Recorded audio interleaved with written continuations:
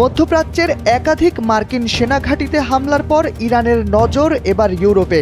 নিজেদের ইতিহাসে প্রথমবারের মতো ইউরোপীয় ইউনিয়নভুক্ত রাষ্ট্রে মিসাইল ছুড়েছে তেহরান। পশ্চিম এশিয়ার দ্বীপরাষ্ট্র সাইপ্রাসকে নিশানা করে দুটি ক্ষেপণাস্ত্র ছোড়া হয়েছে বলে জানান যুক্তরাজ্যের প্রতিরক্ষা মন্ত্রী জন হিলি। রোববার ব্রিটিশ সংবাদ মাধ্যম স্কাই নিউজকে দেওয়া এক সাক্ষাৎকারে তিনি এ তথ্য নিশ্চিত করেন। দেশটিতে ব্রিটেনের সামরিক ঘাঁটি ও হাজারো সৈন্য মোতায়েন আছে।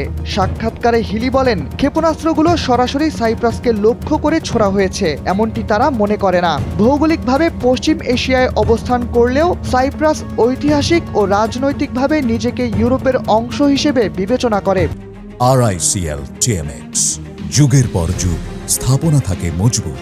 সেই সূত্রেই দেশটি ইউরোপীয় ইউনিয়নের সদস্য এবং আঞ্চলিক কৌশলগত ভারসাম্যের গুরুত্বপূর্ণ অবস্থানে রয়েছে। পশ্চিম এশিয়ার এই দেশটির সঙ্গে ইসরায়েলের ঘনিষ্ঠ সম্পর্ক দীর্ঘদিনের। সেখানে ইসরায়েলের বিপুল বিনিয়োগ ও সম্পদের উপস্থিতির কথাও উল্লেখ করা হয়। এছাড়া সংকটময় পরিস্থিতিতে তেল আবিব আক্রান্ত হওয়ার ঝুঁকি তৈরি হলেও গুরুত্বপূর্ণ উড়োজাহাজ ও কৌশলগত সম্পদ সাইপ্রাসে সরিয়ে নেওয়া হয় এমন দাবি বিভিন্ন বিশ্লেষণে উঠে এসেছে। এ কারণেই অনেক পর্যবেক্ষক দেশটিকে ইসরায়েলের কৌশলগত গুদামঘর বলেও উল্লেখ করেছেন।